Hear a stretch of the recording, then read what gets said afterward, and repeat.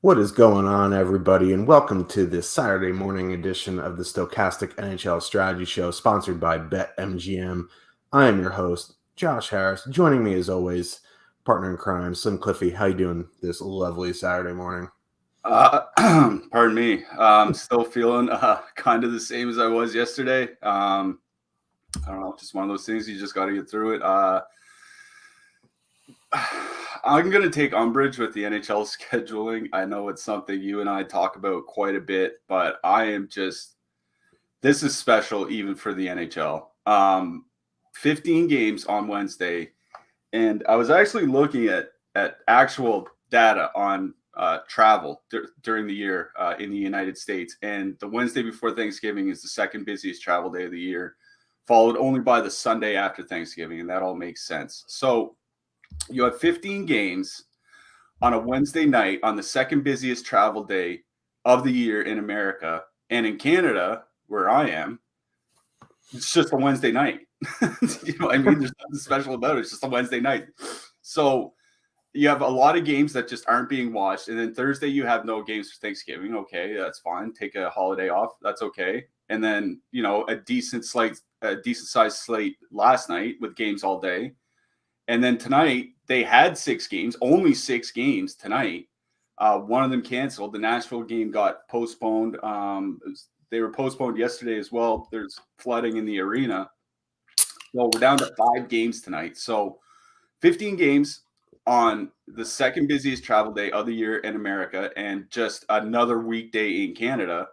And then 5 games on the Saturday night of Thanksgiving weekend.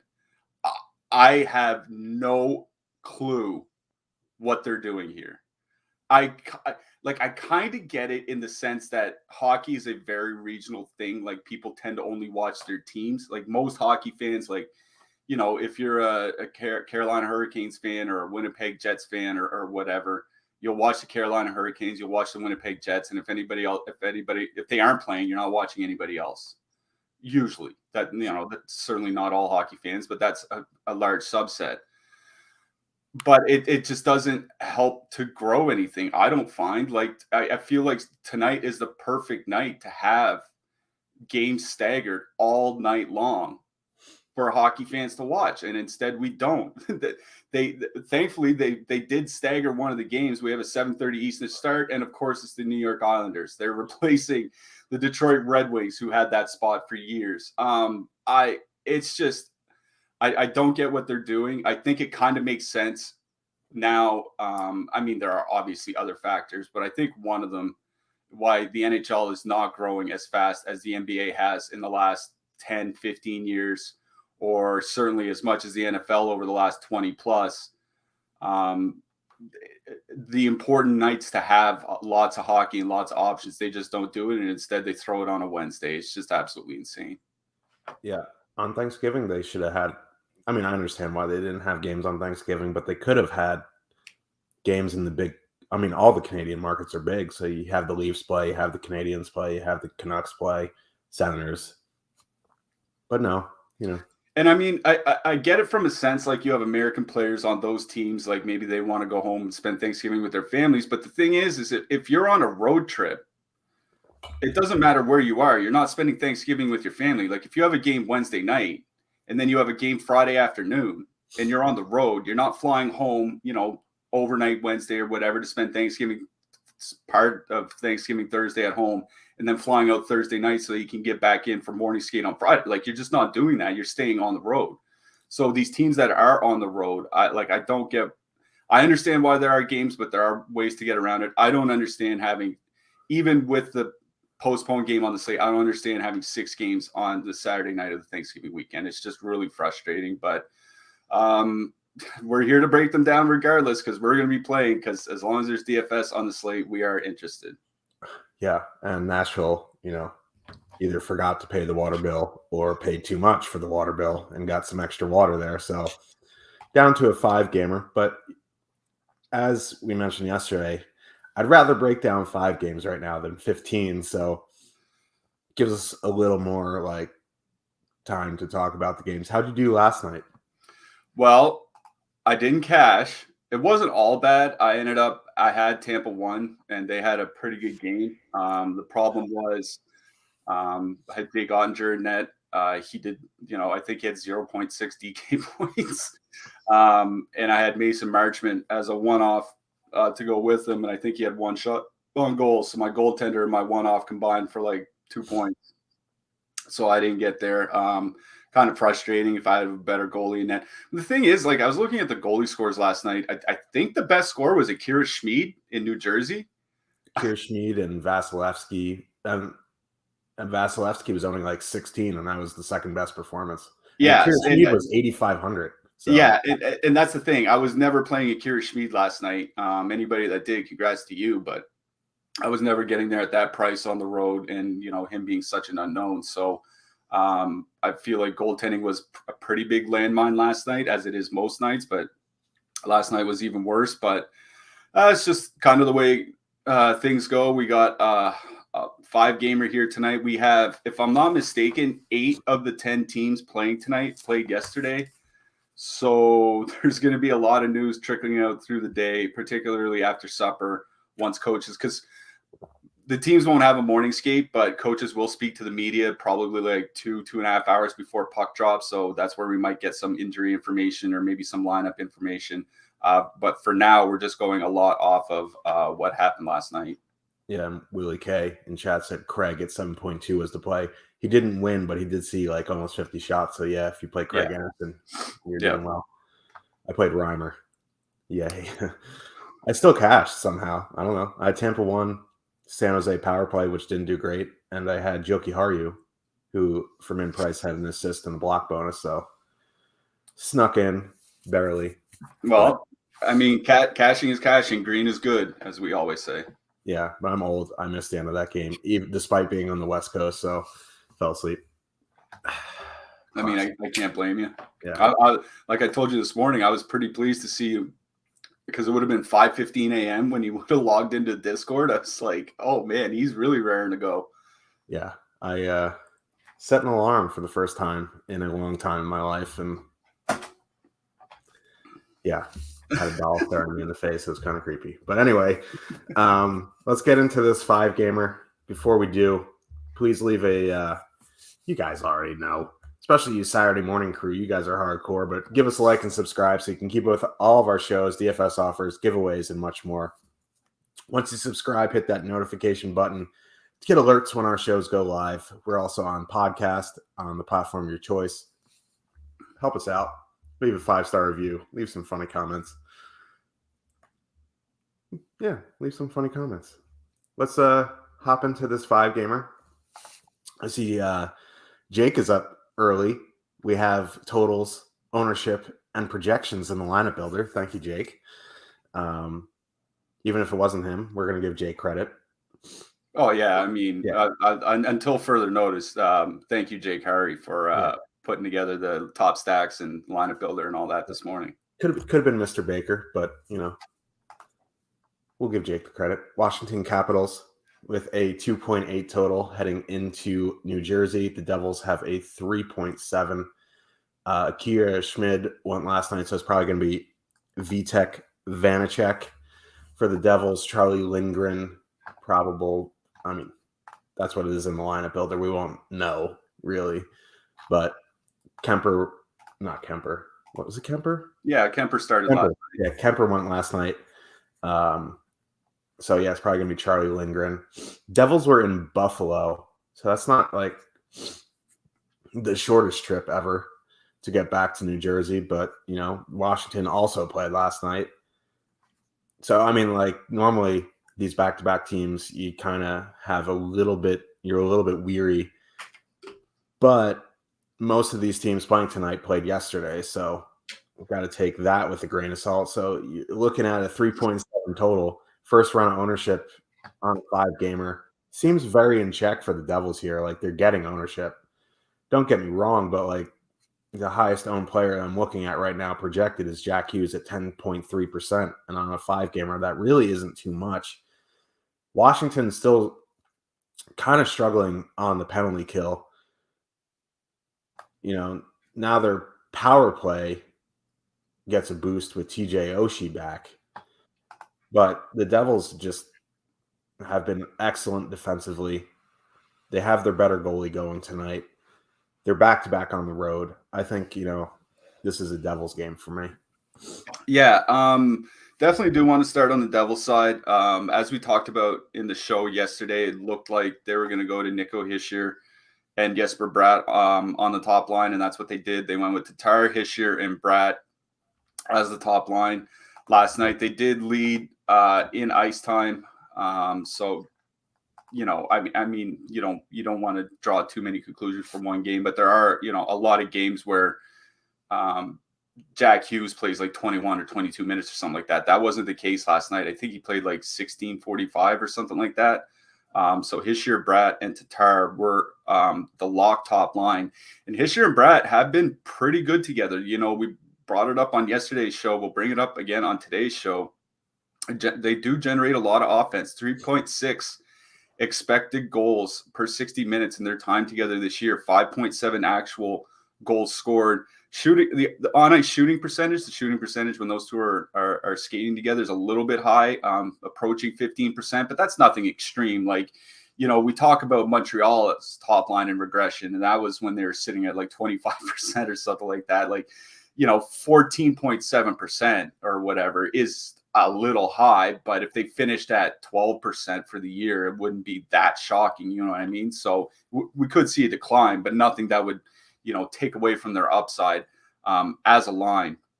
The other thing with that is that they are all shooting, which is pretty important because sometimes, we'll talk about Vegas later on this slate. Sometimes you have a guy on a line whose function is, forechecking or getting the puck to his teammates or something like that, and he doesn't end up shooting a lot. That's not really the case here. They're all, at least over the last couple of weeks, they're all getting their fair share of shots on net.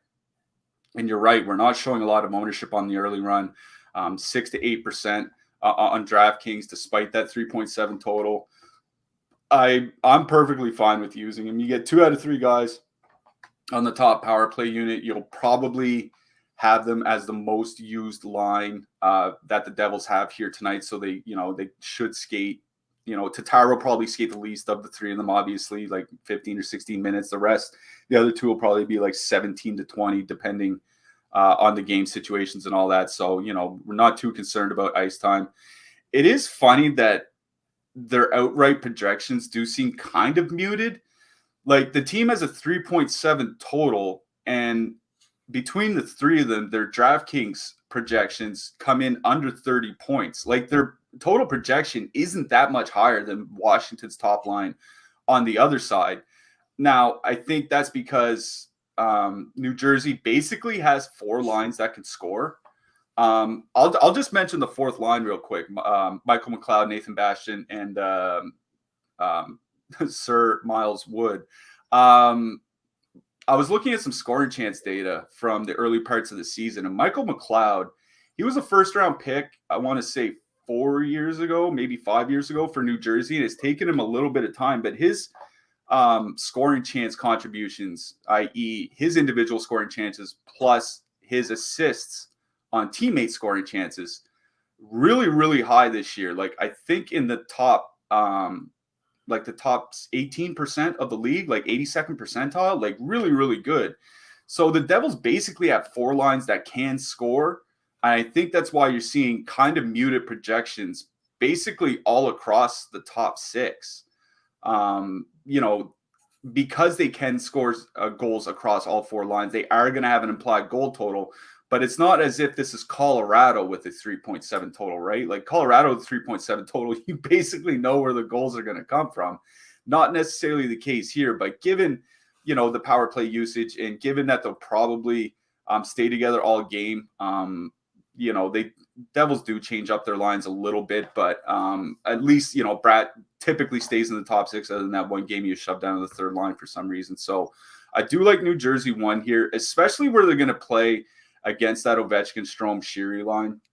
I was looking at the numbers for Washington was Sheary and Ovechkin on the ice this year. Pretty high event. 3.1 expected goals for per 60 minutes, 3.0 expected goals against, about 125 shot attempts for and against per 60 minutes. So, like, they're playing at a pretty quick pace. And if you play at a quick pace against Hischier, Bratt, and Tatar, you're probably going to be fishing the puck out of your net. So I do like Tatar, Hischier, and Bratt here tonight. Good 5-on-5 matchup. They are all shooting. They're not expensive. Like Jack Hughes is the only forward they have over 7K on DraftKings.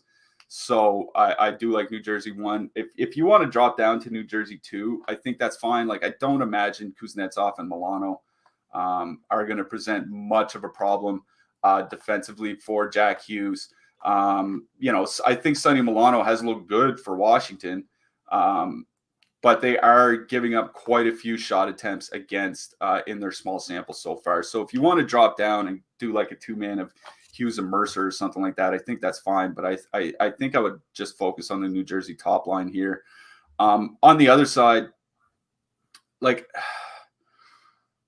I think we're kind of running into the problem that the Washington power play just isn't very good. I was looking at some of their numbers without Nicholas Backstrom over the last couple of years, and we're talking like 20, 30% fewer shot attempts or fewer goals, depending on which exact power play units you look at. So with their power play not being very good, it's a very tough 5-on-5 matchup. Vitek Vanacek is going to start because Schmid was in last night. Like, I'll never say no to one-off Ovechkin, especially where Ovechkin has been playing like 22 minutes a game lately, putting lots of shot attempts on goal. So, I think a one-off Ovechkin is just fine. I think going back to a one-off TJ Oshie is just fine. I'm not sure how much excitement I have to stack anything on the Washington side here. So I think this game is about New Jersey 1 for me. One thing I'll mention is that in that Devils game last night, they really did spread out the ice time. Michael McLeod, Nathan Bastian, and Miles Morningwood, they played 14 to 16 minutes last night, and they're quote unquote the fourth line. They got more ice time than Dawson Mercer did. They got more ice time than Eric Holla did. They got more ice time than Yegor Sharangovich. So I kind of wonder how ice time is going to work out for the depth of New Jersey. And with that bit of concern here, I think I would just go to the Devils top line. Yeah. I mean, if you want to add in Jack Hughes to that top line or leave off Tatar, add in Hughes for some more power play, perfectly acceptable. I'm with you on the Caps. Like I'm going to be like a broken record talking about the Caps. I never am excited to stack anything on the Caps. It's usually just one-offs or 2-mans or this and that. But like it is a 5-game slate. Ovechkin's not getting too much ownership here, so he's one of those like when Ovechkin is not getting too much ownership, he's a good one-off. So yeah, don't mind him. Let's move to the blue line. This isn't for DFS, but Jonas Siegenthaler having an unreal defensive season. Like, he's probably in the Norris conversation, which is ridiculous to say, but he's been that good. Dougie burned a lot of people yesterday, but going back to him at 6,900, I mean, how can you not go back to him at 6,900 here? Is in play for me. Ryan Graves as well at 3,100 on the cap side. Like, if you want to put in Carlson with Ovechkin, I guess that's fine. Devils, very good penalty kill. Don't think it's truly necessary, but don't mind him. He just never leaves the ice. Martin Fairbury, 2,600 on DraftKings for some shot blocks. Yeah, very nice to see a little bit of a price drop there. Maybe there's some ice time concerns, but there are ice time concerns for almost every defenseman priced at like 2,600. There's a pair of like 3,600 defensemen that are kind of interesting to me in this game, both Eric Gustafsson and Nick Jensen. New Jersey, still one of, if not the highest shot volume teams, depending which metrics you look at in the league. Nick Jensen has been really piling up the shot blocks of late, especially where, they did have some injuries on the blue line. He has 14 shot blocks in his last 5 games. That's, averaging nearly a block bonus per game over on DraftKings. He's been playing some pretty heavy minutes. I don't mind Nick Jensen at 3,500. If you want a bit of a more offensive option, Eric Gustafsson still running that second power play unit for the Caps. And as we talk about a lot, Ovechkin plays both halves of the power play. He'll play with the Carlson and, Dylan Strome unit, and then he'll stay on the ice for the Eric Gustafsson and Evgeny Kuznetsov unit. So if you don't want to pay all the way up for an Ovechkin Carlson two, man, I think Ovechkin and Gustafsson is just fine as kind of like a mini stack here. But I think Nick Jensen, honestly, is the defenseman I like the most on the Cap side. On the Devils side, I'm going back to my buddy Ryan Graves. Did well for me last night.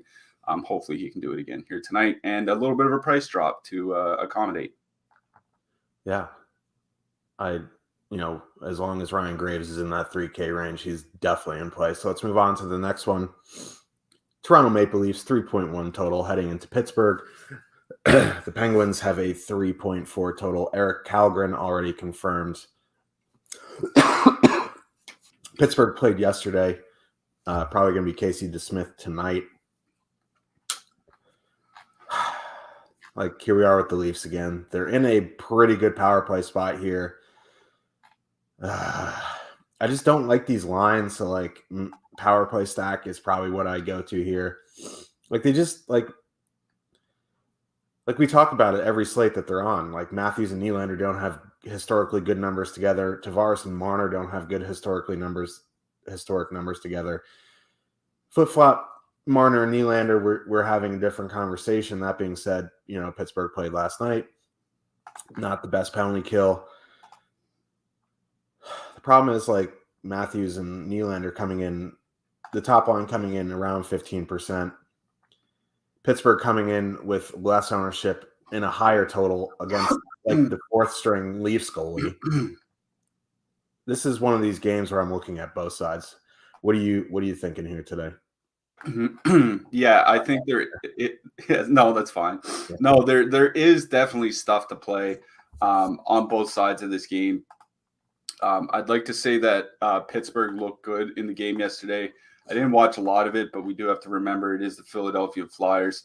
I know we like to make fun of the Flyers. We'll talk about them in the next game, but they do have just an unreal amount of injuries that they're going through. Basically missing their entire top 6. But anyways, back to Toronto and Pittsburgh.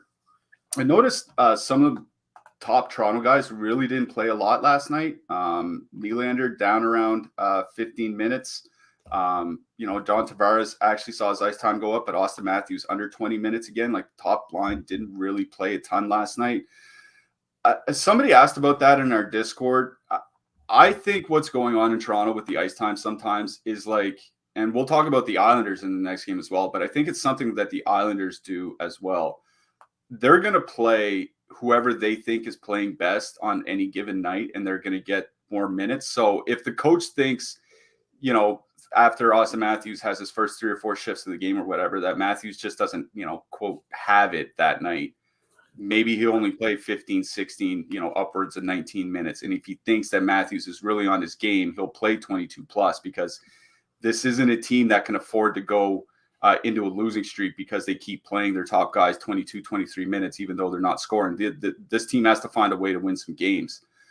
So I think that's kind of what you're seeing here. It's actually a little bit of desperation, I think, on the Leafs side, which is kind of weird to think about because this team is actually supposed to be considerably better than what they're doing. But you're right with Nylander and Matthews. 3 expected goals generated per 60 minutes this year, only 2.1 actual goals, shooting 7.3% when they're on the ice together. Now, that's in about 110 minutes of ice time at 5-on-5, so you don't want to rely on too much of a huge sample. So we look at the previous 3 years, 850 minutes together, 3.2 expected goals for, 2.8 actual goals, shooting 7.4%. We're approaching 1,000 minutes together with these two guys on the ice over the last 3.5 seasons or whatever. And they're just not scoring. And then you factor in that there are genuine ice time concerns on a night-to-night basis with this team. Like we've seen Matthews play 15, 16 minutes at times over the last few weeks. You know, he has been up at around 21, 22. But that kind of inconsistency is really, really tough. I suspect we see him play more here tonight because it is that Crosby-Malkin matchup. You do want to get your top guys out against their top guys as often as you can. But that Pittsburgh second line, which is sometimes used as a shutdown line against the opposition, has been really, really good this year. I was looking into, that Zucker-Malkin-Rust line is the line that they do use a fair bit as a shutdown line. Going into last night's game, only 2.1 expected goals against so far this season in 105 minutes together. That is really, really good. And they had another pretty good game last night against Philadelphia. Not a great game, but still a good game. That's a pretty tough matchup for the Toronto top line. It's a pretty tough matchup for the Toronto second line because, Pittsburgh has pretty good defensive numbers as well. So I think this is a case where I would kind of look to power play guys because we have talked about the Pittsburgh penalty kill it was pretty bad to start the year. It has been getting better, but still only around the middle of the league. Like they're not elite or anything like that. Toronto power play is still very good. I worry about it without Morgan Rielly. As much as we make fun of him, he is a very good puck moving defenseman. He is very good on the power play as well. So how do they perform with Rasmus Sandin there? I was looking historically. You see anywhere from 15 to 20% shot attempt decline when Morgan Rielly's not on the power play with the top guys. That's pretty significant. But not a lot of those minutes are with Rasmus Sandin, so we're kind of in a wait and see. But I think the Toronto power play guys kind of make a little bit of sense here. At least going like with Tavares or Nylander or Marner if you don't want to pay all the way up for Matthews. His $9K or whatever. But that Toronto top line is also coming in with quite a bit ownership, which I guess it makes sense considering how small the slate is. But they're coming in with about 15% ownership, which feels like a lot to me for a road game in Pittsburgh. And Pittsburgh has been playing a lot better of late as well. So if anything on the Toronto side, it would be just focusing on the power play guys, take advantage of a Pittsburgh penalty kill that isn't that great. And especially with Rasmus Sandin still being 2,700, we'll talk about him in a little bit when we talk about defensemen. But I think it's the Toronto power play guys try to take advantage of those of that Pittsburgh penalty kill. But I don't know if I'm full stacking any of the even strength lines. Like I said, Matthews and Nylander just not great together for a long time now, at least offensively. And that's all we really care about. The Toronto second line hasn't really been that great. 2.6 expected goals for going into the game yesterday against Minnesota. Now they had a decent game against Minnesota. The team won 4-3. The line itself, was at about 80% expected goal share with Calle Järnkrok there. Järnkrok should help that line defensively, so it makes sense. So if I was going to even strength stack line, it would be Toronto too, but I think it's just the power play guys. I think the lines that I do like the best here are on the Pittsburgh side. Shalgren really has not he's been fine, but you can't expect a whole lot of him. And the Toronto top line, either of their top six lines really haven't been great defensively. Like I said, I think Jaromir Krok helps the second line, but the Toronto top line just really has not been great defensively with Nylander and Matthews there. So I think I would probably just go, because I said Malkin does match up against top lines. He does, but it's not exclusive. Crosby still sees some shutdown matchups. I think I would just go right to the Pittsburgh top line. 3.7 expected goals for going into last night's game. 4.8 actual goals. I think they had one goal last night as well. So still doing pretty well. Rickard Rakell, his shot attempt rate has been declining after a really good start. So if you just want to go like a Gensel Crosby 2-man, I think that's fine. But it's the Pittsburgh top line that I like most here. In fact, it's pretty much the entire Pittsburgh top six. I think I'm going to be passing on Toronto here, which, it's a dangerous game. Toronto, absolutely can bury any team, but I think I'm on the Pittsburgh side here, more specifically on the top line. Yeah. I just never know what to do with Toronto anymore. Like they have the ability just to blow up a slate.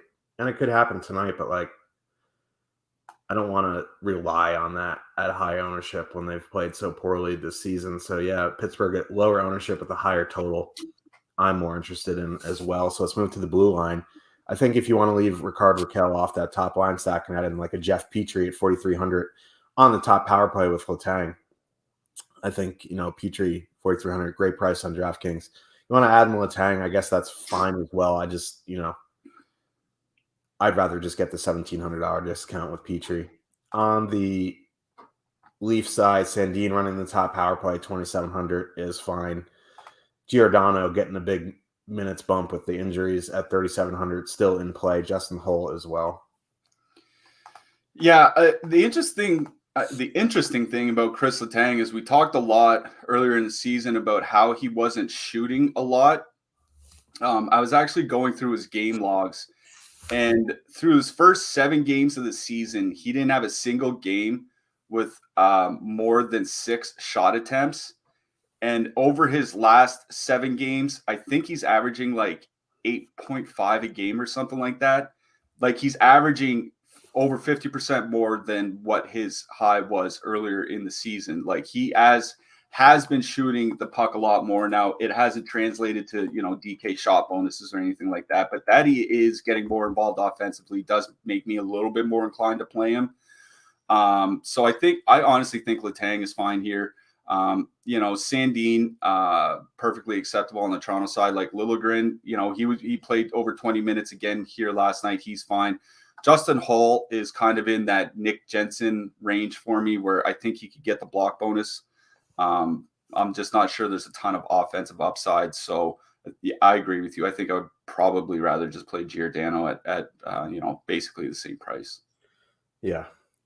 I mean, it's never fun rostering Leafs defensemen, no matter who's in the lineup. It just feels like I'm going to the dentist. I don't know why, but there are some good options tonight. As we mentioned off the hop, we are sponsored by BetMGM, and we have a no-brainer offer for you. Hi, Michael, you've been watching the World Cup? Yeah, I can't do that the whole time, but bet $10 and win $200 if any team scores a goal during the World Cup. Click the link in the description and the pinned comment to sign up. The bet must be on a pregame money line. It's as simple as it sounds. Make a BetMGM account, deposit $10, bet $10 on a pregame money line, get $200 in free bets. The language says if any team scores, but if the game ends 0-0, you're still going to get your $200 in free bets. The offer is available in all states except New York, Pennsylvania, Mississippi, and Ontario until December 4th. After December 4th, the offer will only be available in Kansas, Illinois, and Louisiana. So yeah, take advantage of it right now. So go do that. Otherwise, Harry Carey might yell at you. Let's move on to the next one. Not hydrated enough for a full Harry Carey right now. So Philadelphia Flyers at 2.4 total heading into New York, which blows. The Islanders have a 3.5 total. Both teams played last night, so it's probably going to be Felix Sandstrom the Sandstorm against Semyon Varlamov. Chalk Isles kind of got there yesterday. I would imagine this is another fairly chalky spot. And looking at ownership, it is Islanders top line, or whatever you want to call them, the Barzal line, kind of got benched in the third period there. Not sure what happened there. Flyers are just an absolute mess right now. I just don't want to go back to the Islanders here after their massive chalk last night, going to be chalky tonight. This is arguably a better spot than they're in last night. So what the beep are you doing with the Islanders tonight? Yeah, that's a very good question. Yeah, to your point about the Barzal and Wahlstrom line, like we said it on yesterday's show, we knew Wahlstrom and Holmstrom weren't going to play very much yesterday. And I think Holmstrom had like 11 minutes and Wahlstrom had like 13. The entire line was benched for the final 6 minutes of the game. Now, it was a close game. Maybe they didn't want them taking risks offensively or what have you. But that's a problem for empty net goals. Like that's something that you and I talk about quite a bit. Pittsburgh, the team we just talked about. That's why we do got guys like Gensel and Crosby. It's because they're on with the empty net. Same thing in Winnipeg with guys like Kyle Connor and Mark Scheifele. That played last night is those guys are always on the ice with the empty net. Not only were they not on the ice with the empty net, they may as well just have gone to the dressing room. They got absolutely no ice time in the final 6 minutes. And that's a problem because, if they get a goal early in the game and they're up 2-1 late, maybe you want them on the ice to try to get, another assist or another goal or whatever. They're just not going to be there. That is a problem. Those are free, basically free fantasy points that they're not going to get. So it is a concern going to that Islanders top line quote, top line, Barzal and Wahlstrom, just again, because Wahlstrom's going to play 12, 13 minutes. Holmstrom, I think he had 2 shifts in the third period last night, maybe 2 or 3. He's only going to play 10, 11 minutes. Barzal is going to play quite a bit, but he's not correlated with any of his line mates, and he's not going to play a lot with them either. So again, Barzal is a one-off. I think makes some sense here, given the matchup. Him and Wahlstrom have been good together this year. 2.5 expected goals for per 60 minutes, 4.7 actual goals. Now they are shooting nearly 16%. That's a little bit high. But, if you cut a third off that and you cut a third off their goal total, they're still scoring about 3.5 goals per 60 minutes, which is really, really good. So I don't have like an outright problem playing Barzal and Wahlstrom because like the Flyers are just bad. I mean, I don't think we expected them to be very good, but we do have to keep in mind just, the absolute insane amount of injuries that the Flyers do have here. Ryan Ellis on the blue line, but you've got Sean Couturier up front, James Van Riemsdyk up front, Scott Lawton up front, Wade Allison up front, Cam Atkinson up front. All those guys are hurt. You have basically a top line and then parts of a second line out of the lineup for this team. And this was not a team with a lot of depth to begin with. So don't have a problem going to the Islanders top line. You're right, man. That Islanders second line just coming in really highly owned. They're looking at about 17% on DraftKings, a little bit less on FanDuel, maybe around 10 to 12% on FanDuel. So maybe that's a little bit more palatable. They're still generating quite a bit offensively. They didn't have a very good game last night. In fact, the Islanders as a whole didn't really have a good game last night, even though they won. Columbus kind of looked a little bit better, which feels weird to say considering, how bad Columbus is. But, that Islanders second line we talked about yesterday, scoring nearly 4 goals per 60 minutes of 5-on-5 this year, still very good. Brock Nelson played 20 minutes last night, which was the most on the Islanders. In fact, he was the only player to get over 19 minutes. Scored as well. Didn't get the shot bonus, which would have been nice, but he did score. You get 2 out of the 3 guys on the power play. Not as if the Flyers penalty kill has been awful, but it has, kind of taken a little bit of a hit of late, especially with Carter Hart not playing the way he was through the first 3 or 4 weeks of the season. And I wonder who's going to be in net because Hart got pulled last night about halfway through the game. So maybe they go right back to him instead of Stanstrom. Who knows? But yeah, I think the Islanders first line, the Islanders second line is fine, but I think this is a case where I'd definitely go back and kind of power play stack again. Remember, JG Pajot is on the top power play unit. He has been playing more minutes of late. His last 4 games, about 18, 17 and a half, 16 and a half, 20 and a half. Like, he has been playing some pretty heavy minutes. So I think he can definitely do some double center stacks like Barzal and Pajot, Nelson and Pajot, something like that. And then, throw in one of the wingers, whether it's, it's Anders Lee or whether it's Wahlstrom or what have you. I think that's something you can definitely do here if you are worried about heavy Islanders ownership. So I do like the Islanders top 6. It's just a matter of finding certain combinations that I think won't be super chalky. On the Flyers side, honestly, what do we do here? They completely blew up their lines. I mean, completely blew up their lines in the game yesterday. They started with Kevin Hayes, Owen Tippett, and Noah Cates on the top line. And by halfway through the game, they were all playing on 3 different lines. So, and they, having played last night, we have no idea what this lineup is going to look like. And it is a 7:30 Eastern start, which means the first 2 games are going to be locked by the time they hit the ice for warm-ups. So, we are running out of options if they do blow up their lines. But it is Semyon Varlamov in net, right? Like, it's not Ilya Sorokin in net. And that makes me I'm not going to stack anything outright from the Flyers side. I think some one-off Owen Tippett makes sense. He's still shooting quite a bit. Noah Cates is getting some top power play time, which, I think that's he doesn't do a lot, but it's fine for his price. You know what I mean? The Philly power play was all messed up yesterday.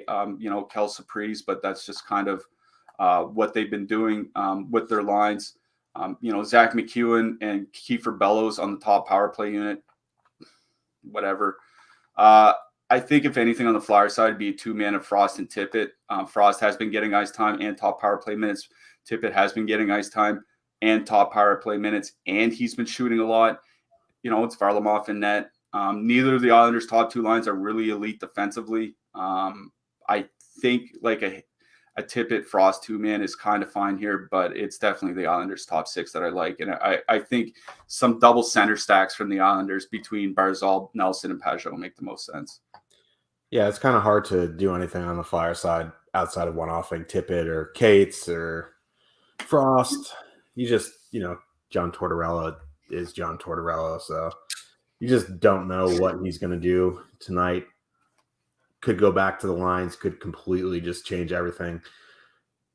You just don't know, so it's hard to rely on anything. On the Islanders side, I just never know what to do with the Islanders. Their 5-on-5 lines suck. There's I don't even know what combination I'd like for full stack, you know what I mean? Because, they yo-yo Wahlstrom's ice time. The second line is fine to full stack, but Lee is, whether it's probably the knee surgeries. He's slowed down a lot at this point in his career. JG Pajot is fine. 3,100 top power play scored yesterday. So yeah, double center stacks probably is what I'd do. Like a Barzal, Nelson, Dobson, Nelson, JG Pajot, Dobson, something like that. Just mix and match some double centers and call it a day. I don't think I'd outright full stack anything. If I was, it'd be that second line. I just not a huge fan of Anders Lee. I do like Beauvillier, but kind of like Wahlstrom, his ice time gets yo-yoed. So it's kind of hard to rely on anything on the Islander side outside of those power play guys. So I think you mix and match those guys in. So let's move to the blue line. I know Noah Dobson did not have the best game last night, but I think you can go back to him here at 6,500. Adam Pelech on the ice for a while. Does he do stuff with it? I don't know. Ryan Kulak, 3,900. This isn't like a game where I'm running out and getting my defenseman. Tony DeAngelo is fine if you're using the power play guys, but like the Islanders don't take too many penalties here. It is Varlamov. So yeah, I guess like Tony D would be a nice contrarian play to mix in an MME. Other than that, like Sanheim, but Rasmus Ristolainen playing 20 plus minutes. I don't know. Like there's guys. I don't know if I want to play them. Yeah, there are certainly defensemen here. I mean, at least 6 of them on both sides. Ivan Provorov, his price drop is kind of interesting to me. He's down to 4,900 on DK. Can typically put up pretty good peripherals. Didn't really like him when he was, in that 6,100 range or whatever, but 4,900, I think that's perfectly fine. Travis Sanheim played quite a bit last night. I think he was up to 21 minutes last night.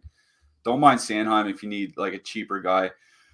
Rasmus Ristolainen, 20 plus minutes in back-to-back games.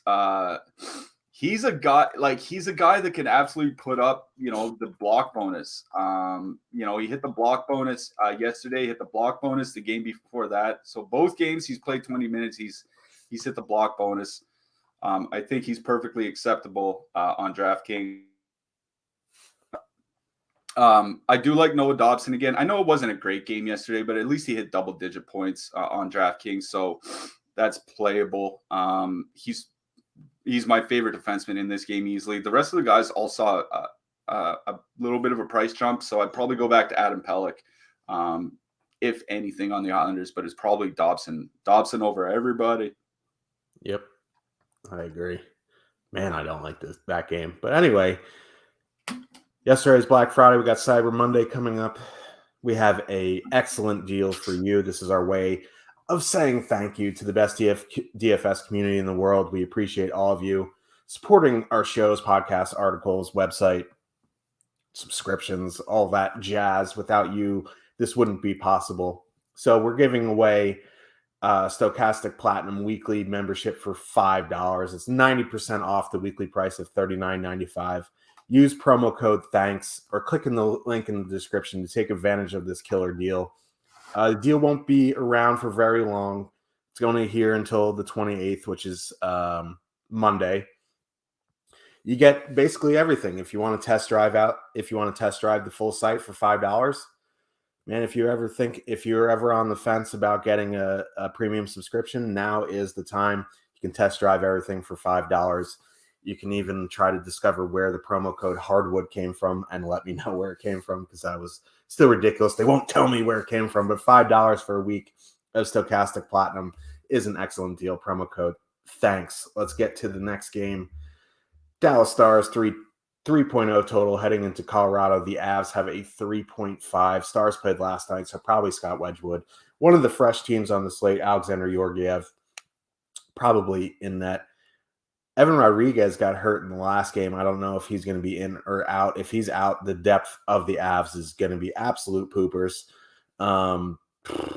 So, yeah, I don't mind going back to some Stars here. But this game, for me, without Ottinger in net, is about that Avs top line. They are very expensive. They are getting ownership. But, man, they're going to play massive minutes tonight. What are you seeing?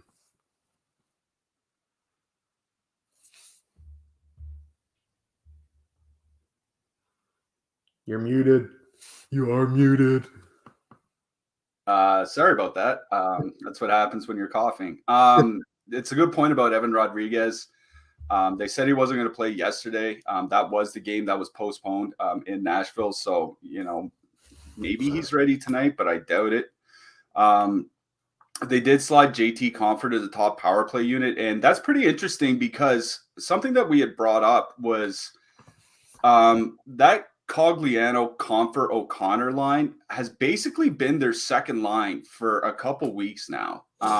It's basically just Evan Rodriguez that was getting a lot of ice time. It's because he was on the top power play unit with the big guns. Newhook and Kaut weren't getting a lot of ice time. So Cogliano, Compher, and O'Connor look to be, Colorado's quote second line here in this game. And they're going to be getting a lot of that Jamie Benn, Wyatt Johnston, Ty Dellandrea line from the Dallas side. And that is the one line Dallas has that isn't really that good defensively. Like, they're pretty good offensively. I think they scored twice last night, in fact. But 2.8 expected goals against in 125 minutes so far this year, 3.8 actual goals against. Like, that's not really that good. So if you're, obviously the Colorado top line, they're constantly in play. We talked yesterday about how the Dallas top line had seen their defensive numbers kind of drop a little bit over the last couple weeks. They really didn't play that well yesterday. They did give up quite a lot against, and Jake Ottinger wasn't there to bail them out. So, with Dallas being one of the most penalized teams in hockey, and Colorado's top line, all playing the power play together and getting, Dallas's top line is still excellent. Don't get me wrong, but it just seems like they're getting in a bit of a defensive funk right now. And that Colorado top line can absolutely torch everybody. Now, they are coming in with a ton of ownership, not so much on FanDuel, where they are unbelievably expensive. They are coming in, about 20% on DraftKings, but they're at home. They're not going to have to face Jake Ottinger, not like it mattered last night. But Wedgwood is, typically a big downgrade. Dallas does take a lot of penalties. I really do like Colorado 1 here. If you don't want to pay up for those Colorado guys, I honestly think the line to go to would be Comfort, O'Connor, Cogliano. Now, they're coming in with a lot of ownership because they are so cheap, and you can fit them in, with the super expensive Dallas guys, or, the super expensive, or not Dallas, the super expensive Toronto guys, or Pittsburgh, or whatever. I do like Colorado 1 quite a bit here because I think people are I think Dallas's top line is kind of sliding a little bit, but I don't mind that Colorado third line as a cheap-ish stack. On the Dallas side, I think he can just go right back to the top line. Colorado's penalty kill has really not been that good this year. Colorado doesn't really take a ton of penalties, but they're about league average. The Dallas power play has been unbelievably efficient. I think you can just go right back to the top line. So it's both top lines for me in this game. And quite honestly, I think both third lines honestly make a decent, I don't think you have to full 3-man stack them, but if you want a 2-man like O'Connor and Comfort, or Ben and Wyatt Johnston, or Ben and Delandry, or something like that, I think that's fine. So I think it's the first and third lines that I like most. If I have to pick any line, it's the Colorado top line though. Yeah. And on Jamie Benn, he's on almost 100-point pace, but he's shooting his shooting percentage is unbelievably high. But Wyatt Johnston's no bum. Like, he's a highly touted prospect, and they could have sent him down to not burn the first year of his entry level contract, but they kept him up. So that's all you need to know. So Wyatt Johnston definitely in play. Yeah, this game's about the Avs for me though. So got a super chat from Larry B for $9.69. Larry, thank you very much. Says, Georgie, don't eat with your hands. I'll eat with my hands when I want. All right. That's all unbelievable. That's gonna make my entire day. Yeah, that's the Seinfeld Estelle Costanza doll. By the way, there's only 5 made for that, and that's one of the 5. But Georgie, don't eat with your fucking hands. There you go. That's my impression of my grandmother. Let's get on to the last game before we have to get out of here. The Vancouver Canucks. By the way, thank you for the super chat, Larry. Yeah, thanks, Larry. Appreciate that. I hate you. Let's move on to the last game of the night. Vancouver Canucks at the 2.9 total heading into Vegas. The Golden Knights have a 3.6. Thatcher Demko, Logan Thompson. Logan Thompson probably going to play tonight. Vegas went last night with Aiden Hill. So,